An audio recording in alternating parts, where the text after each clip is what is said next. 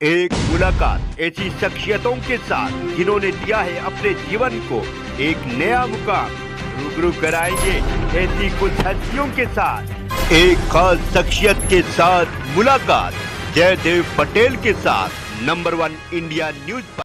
नमस्कार व्यूअर्स, मैं जयदेव पटेल और आप देख रहे हैं नंबर 1 इंडिया न्यूज। आपका एक बार फिर स्वागत है एक खास शख्सियत के साथ मुलाकात प्रोग्राम में। आज हम बात करेंगे लोकसभा चुनाव को लेकर जो सर्वे एजेंसीज हैं उनका क्या कुछ प्रिडिक्शन है, और इसी के साथ साथ इस बार जो भ्रष्टाचार का मुद्दा है ये विपक्ष बुलाने में कितना कारगर साबित होगा, और साथ ही चुनाव से ठीक पहले केंद्रीय जांच एजेंसियों का जो इस्तेमाल किया गया है ये किसके लिए इफेक्टिव साबित होगा। इन तमाम मुद्दों पर बात करने के लिए हमारे साथ खास सामान है सी वोटर टीम के एडिटर खालिद अख्तर जी, आपका बहुत स्वागत आज हमारे प्रोग्राम में। जी नमस्कार, धन्यवाद। खालिद अख्तर जी, आपसे हमारा पहला सवाल है कि लोकसभा चुनाव से पहले सी वोटर की तरफ से जो सर्वे किया गया है उसमें क्या कुछ आंकड़ा निकल कर सामने आया है कि इसको कितनी सीटें मिलने की उम्मीद है? जयदेव जी, देखिए जैसा हम लोगों का क्या है कि सी वोटर का जो डाटा आया है ये हमारी लगभग लंबे वक्त की साल भर की प्रैक्टिस होती है, क्योंकि हम लोग अब इलेक्शन से जस्ट पहले अपना डाटा रिलीज करते हैं। तो ये हमारा ट्रैकर सालों भर जो है पूरे इंडिया की सिचुएशन जो है ये ट्रैक करता रहता है, और विधानसभाओं के इलेक्शंस के वक्त पे भी जो है हमारा एक साल का लगभग जो ट्रैकर होता है उसी के बेसिस पे हम अपनी रीडिंग देते हैं, और हम देखते रहे कि लगभग हमारी रीडिंग ज्यादा सही साबित होती है। तो हमारे जो ओपिनियन पोल जो डाटा आया है उसके हिसाब से 2024 के लोकसभा चुनाव में बीजेपी को क्लियर मेजोरिटी मिलती दिख रही है। हमारे हिसाब से, हमारे डाटा के हिसाब से बीजेपी अपने आप में 316 सीट्स और अलायंस पार्टनर्स को उससे अलग 50 सीट आने का अंदेशा है। तो अंदाजा है तो लगभग 366 सीट जो है एनडीए अलायंस को मिलने के अंदाजा है, और दूसरी तरफ इंडियन अलायंस को 156 सीट्स टोटल मिलने का, इंक्लूडिंग टीएमसी। हालांकि हम जानते हैं कि वेस्ट बंगाल में टीएमसी और कांग्रेस अलग अलग चुनाव लड़ रहे हैं, लेकिन फिर भी वो लार्जर अलायंस में साथ है। तो इंडियन अलायंस को 156 सीट, इसमें कांग्रेस को 59 सीट्स मिलने का अंदाजा है।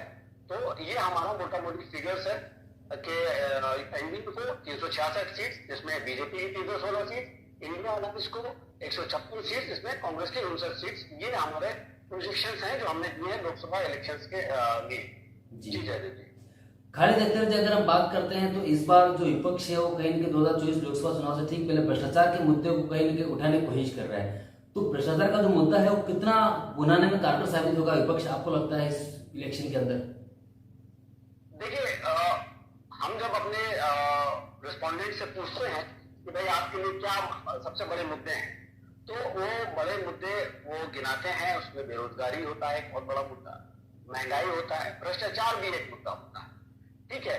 लेकिन जब हम उनसे ये बात पूछते हैं कि भाई इन मुद्दों को सॉल्व करने के लिए आप किसको सबसे ज्यादा किस पे भरोसा करते हैं, तो उसमें वापस घूम करके आता है कि जो रूलिंग इनकम्बेंट जो गवर्नमेंट है, जो इनकम्बेंट प्राइम मिनिस्टर है, और उनके तहत ही जो है उनको ये लगता है कि ये इश्यूज का सॉल्यूशन ढूंढा जा सकता है। तो वो विपक्ष से ज्यादा भरोसा इन इश्यूज के सॉल्यूशन पे इनकम्बेंट गवर्नमेंट पे ही दिखाते हैं। और रही बात जो इलेक्टोरल बॉन्ड का इशू हुआ है, तो ये एक ऐसा इशू है कि सामान्य में सभी महंगे, ये उस इलेक्टोरल बॉन्ड्स के तहत फंडिंग तो हर किसी को हुई है। उस इलेक्टोरल बॉन्ड्स का जो सिस्टम बनाया गया तो उसमें बीजेपी को भी फंडिंग हुई है, उसमें कांग्रेस को भी फंडिंग हुई है, उसमें टीएमसी को भी हुई है, उसमें आम आदमी पार्टी और ज्यादातर अपोजिशन पार्टीज को भी फंडिंग हुई है। तो अपोजिशन इसको बनाना चाह रहा है, लेकिन देखते हैं आगे कितना बन पाएगा और कितने पब्लिक परसेप्शन में जो पब्लिक का जो नैरेटिव जो है वो अपने फेवर बिल्ड कर पाएगा, जो जिसका कि एक अंदाजा लगता है कि मुश्किल है कि वो क्योंकि हम लोग के हिसाब से इंसान की सोच को लेकर के जो जितना भी जो है भरोसा जो पब्लिक दिखाती है वो कंपनी गवर्नमेंट पर ही ज्यादा दिखाती है। जी जयदेव जी। जी खालिद अख्तर जी, अगर हम बात करते हैं जिस प्रकार से 2024 लोकसभा चुनाव से ठीक पहले झारखंड के सीएम हो गए हेमंत बिस्वा शर्मा हो गए, या दिल्ली के सीएम अरविंद केजरीवाल हो गए, जो ईडी की जो लगातार कार्रवाई हो रही है, या फिर ये कहीं केंद्रीय जांच एजेंसी की तरफ से जो कार्रवाई की जा रही है, तो इसका बेनिफिशियल किसके फेवर में जाएगा, ऐसा आपको लगता है? जो लगातार कार्रवाई हो रही है, क्या ये एक एंटी इनकम्बेंसी के रूप में कहीं न कहीं सरकार के जो मौजूदा है उसके ऊपर हावी रहेगा, या फिर विपक्ष को इसका सबसे ज्यादा फायदा होगा? देखिए, इसमें दो पहलू हैं। हमने अरविंद केजरीवाल जी की गिरफ्तारी के बाद जो है एक सर्वे किया, तो उसमें ये निकल करके आया कि लोगों को थोड़ा सा हमदर्दी है केजरीवाल जी के साथ में। अब वो हमदर्दी उनकी इस अरेस्टिंग की लोकसभा चुनावों में उनके फेवर में वोटिंग में रिफ्लेक्ट होती है कि नहीं होती है, थोड़ा सा वक्त अभी लगेगा उसको देखने के लिए, उसको जानने के लिए, क्योंकि अभी इन्वेस्टिगेट उसको फॉरन हमने जब वो किया है कि स्नैप पोल हमने किया, तो उसमें ये था कि लोगों की सिंपैथी थोड़ी सी केजरीवाल की तरफ थी, लेकिन वो सिंपैथी क्या एक्चुअल में लोकसभा इलेक्शंस में उनके फेवर में वोटिंग भी कन्वर्ट होती है कि नहीं देखना होगा। क्योंकि देखिए दिल्ली का एक वोटिंग पैटर्न ऐसा हो गया है कि जो है लोग असेंबली इलेक्शंस में तो केजरीवाल जी को वोट करते हैं, लेकिन जब लोकसभा का इलेक्शन आता है तो वो बहुत बड़े गिनती के साथ में जो है मोदी जी को नाम पर वोट बीजेपी को देते हैं। तो ये हमें भी देखना होगा कि क्या ये सिंपैथी जो है लोकसभा इलेक्शंस के वोटर्स में वोटिंग पैटर्न में तब्दील होती है कि नहीं। जी जयदेव जी, खाली देखते आपसे हमारा एक आखिरी सवाल है कि 2024 लोकसभा चुनाव में राहुल गांधी की भारत जोड़ो न्याय यात्रा या फिर मोदी मैजिक, कौन सा ज्यादा अफेक्टिव साबित होगा?